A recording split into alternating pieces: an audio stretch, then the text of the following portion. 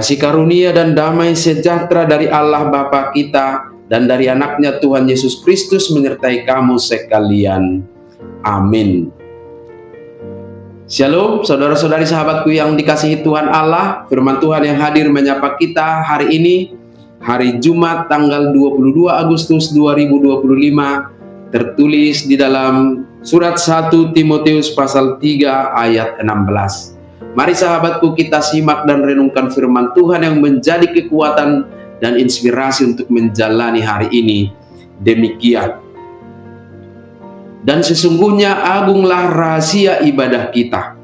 Dia yang telah menyatakan dirinya dalam rupa manusia, dibenarkan dalam roh, yang menampakkan dirinya kepada malaikat-malaikat, diberitakan di antara bangsa-bangsa yang tidak mengenal Allah, yang dipercayai di dalam dunia, diangkat dalam kemuliaan.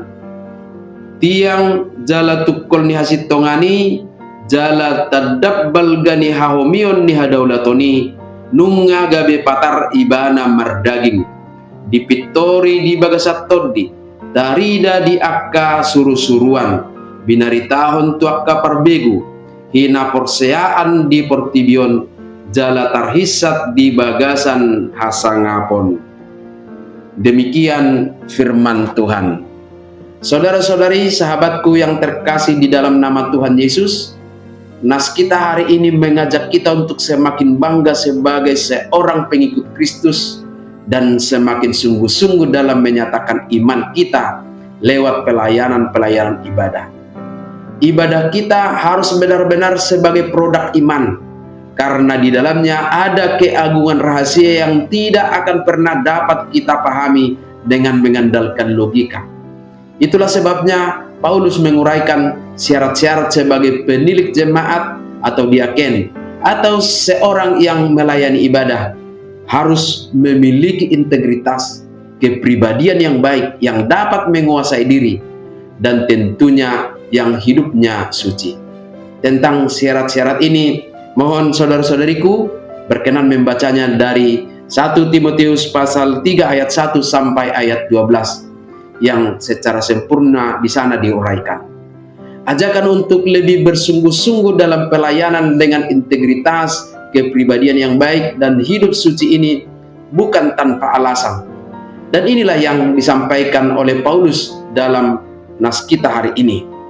Pelayan dan pelayanan yang baik itu dilakukan sebagai penegasan terhadap misteri besar dari iman Kristen yang mencakup kehidupan, kematian, kebangkitan, dan kenaikan Yesus Kristus, dan yang akan datang kembali kedua kalinya. Dalam hal ini ditegaskan tentang keagungan rencana keselamatan Allah yang dinyatakannya melalui Kristus dan dampaknya yang menyeluruh kepada seluruh dunia.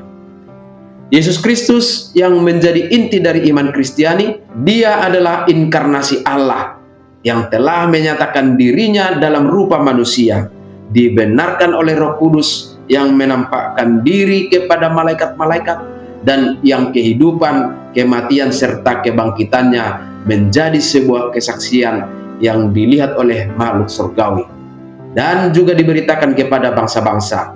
Dia adalah misteri iman yang harus kita saksikan, bukan dengan kemampuan intelektual dan pengetahuan semata, melainkan dengan cara hidup yang kudus yang berkenan kepadanya.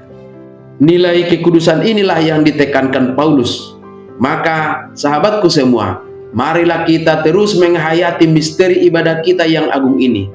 Biarlah hidup kita dipenuhi dengan rasa syukur atas karya penyelamatan Kristus, dan selalu bersemangat dalam melayani Tuhan dengan membagikan kabar baik ini kepada dunia lewat cara hidup kita yang berkenan kepada Tuhan. Amin. Selamat beraktivitas, Tuhan memberkati.